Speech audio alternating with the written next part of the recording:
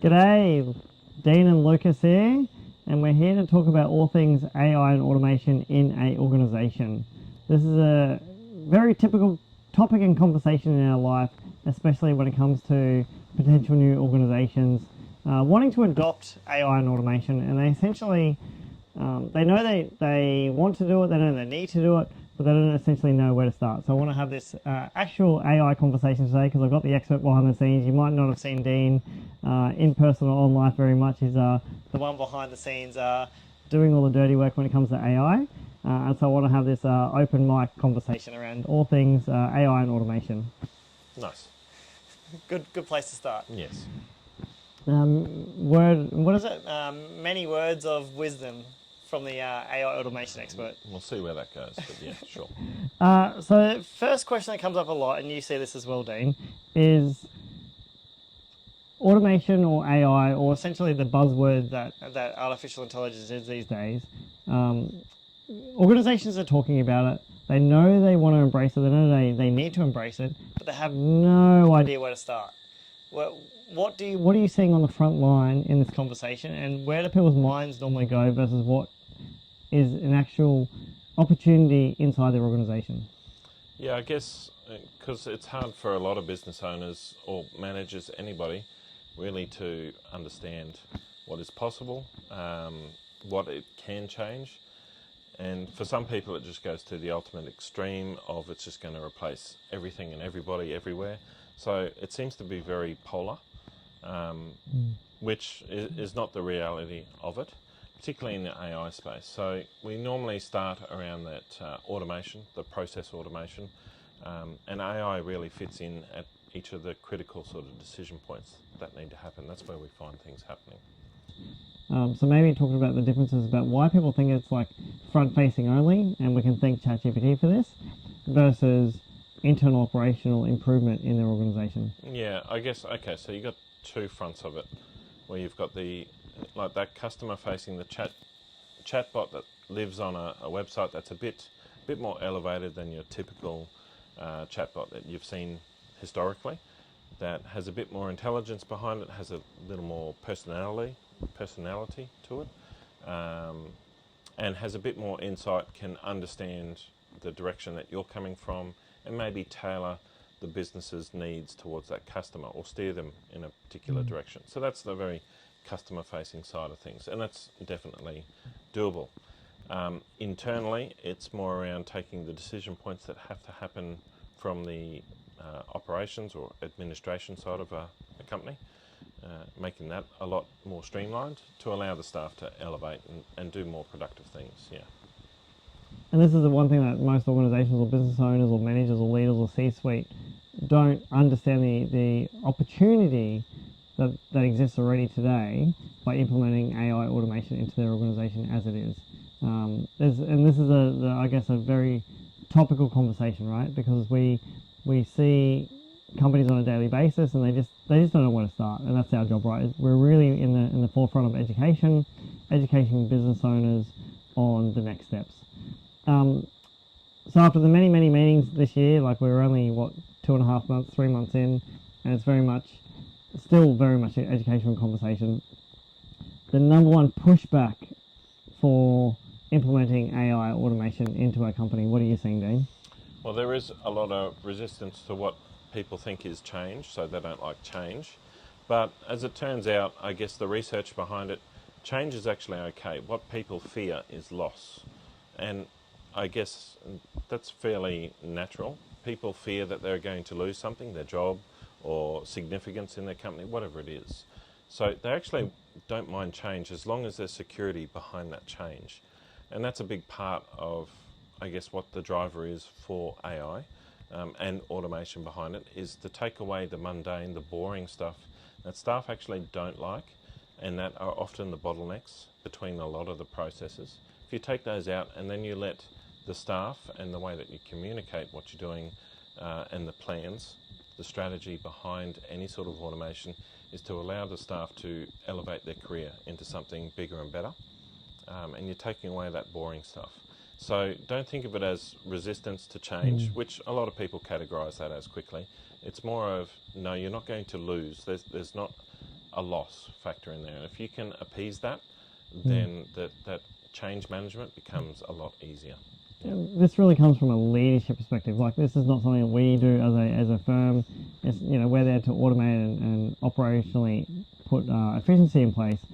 But we always say, from a leadership standpoint, you need to drive this from the top. You need to have these open conversations, not sweep it under the rug, not hide it. It's like, have these open conversations around how do you embrace change, embrace the want to do better, embrace not the mundane task anymore, the checklist, the folders, the Excel spreadsheets. Embrace what you've always done, and actually go say, you know what, if we remove this from you and we give you five hours a day back, which is super common in this space, what would you do with that time?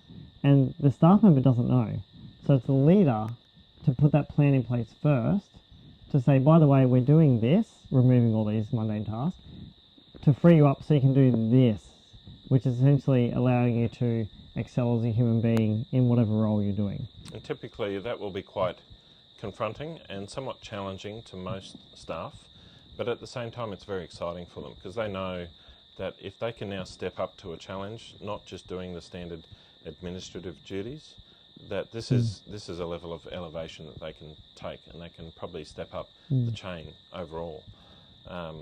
That is typically looked on quite positively by most staff. Yeah. I caught up with someone recently, which was running an operational role in an organisation, and when I literally put forward to them, I'm about to replace 80% of their tasks on a daily basis, and this is not a C-level suite, not a manager. This is an actual operational admin person.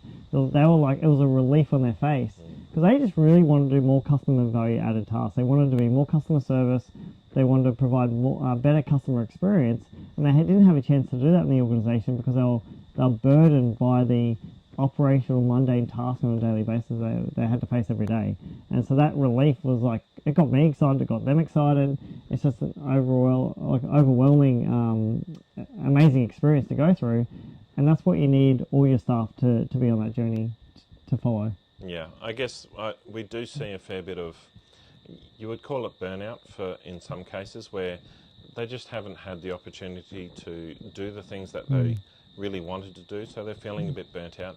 Now you're going to give that opportunity. It's going to be a little bit scary for them, because all of a sudden the floodgates are going to open. They're going to have the freedom to be able to move up and do these, this next level up of opportunity around customer engagement, or whether it's on the product side of things, to be able to elevate the product itself. Whatever it is, they're going to start getting both excited and a bit scared. But that's good. Most humans, most people want to move in that sort of direction. They feel like they're adding more when they can do that. Yeah, they actually want to propel themselves, right? Yeah. They don't want to be held back and does the same role for the next 30 years. But I think they don't have that nudge to do it themselves, or to reach out, or to say, hey, I want to do something different.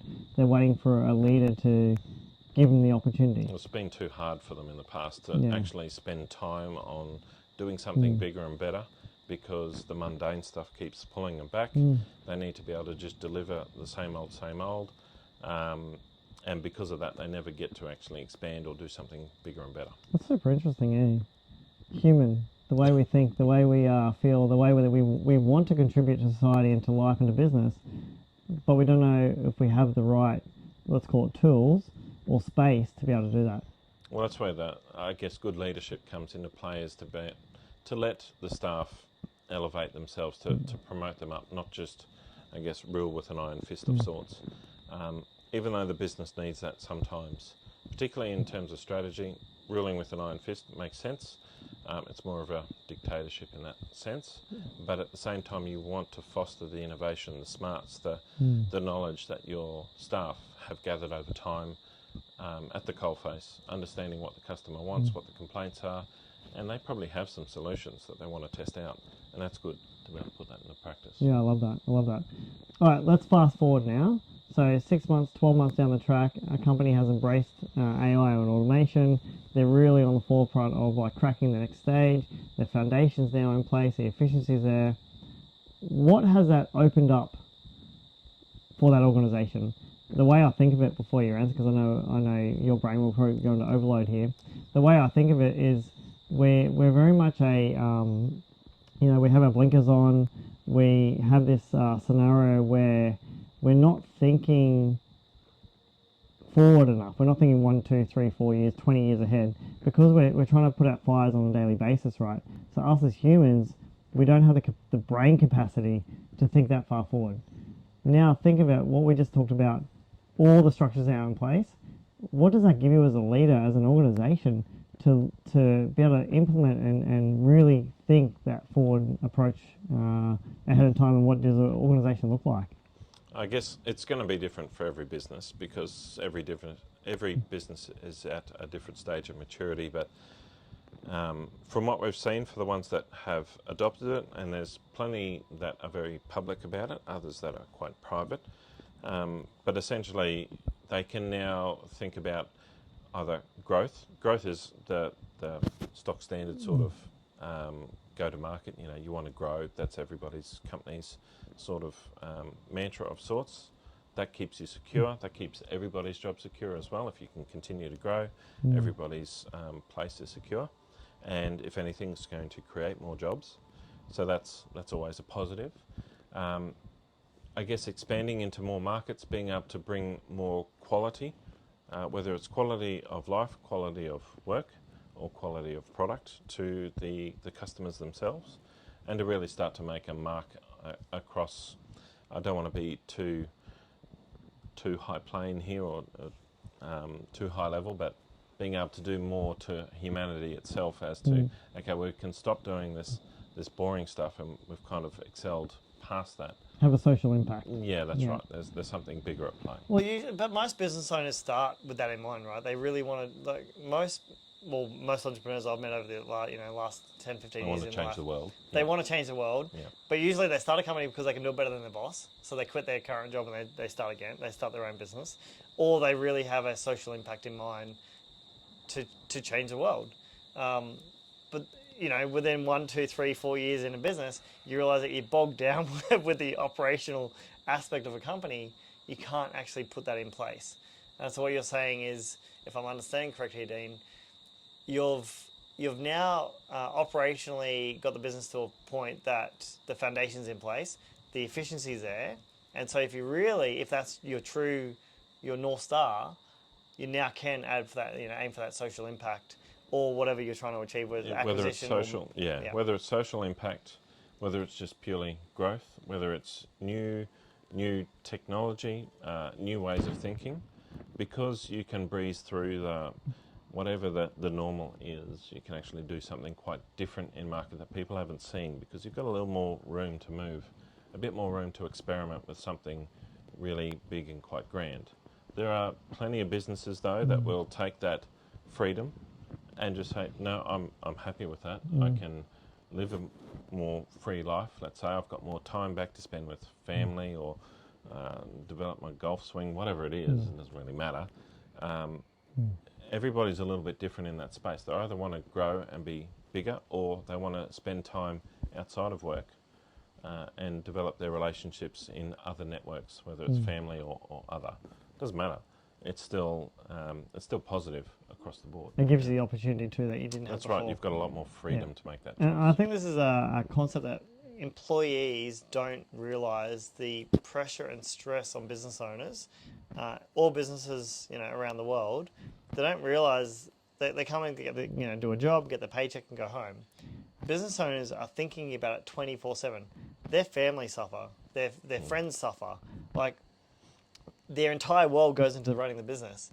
And I don't think people realise that this is the case. And what you're saying, if I understand you correctly, This gives them their time back.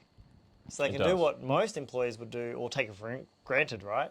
Be able to spend time with friends and family, be able to go and, practice your golf swing on the weekend. That social network that, I guess, over the last, I'm not sure what the time frame is, whether it's the 20 or 30 years, where a few of the social, outside of workspace, social networks have kind of broken down a bit, because there's not a clear separation. We can start to go back to that. I think of my father and my father-in-law, where the whole scenario of you work for a company, you get the gold watch after 50 years, you retire on your pension, happy days, that is how you live life. That has kind of changed quite a bit. but also the social norms around that. You have your work for work purposes, you have church or sport for your community, whatever it is, and those sort of things, as well as your family for your closer sort of networks. We've kind of become a little bit disjointed from that because work has crept everywhere, whether it's because of costs or other factors.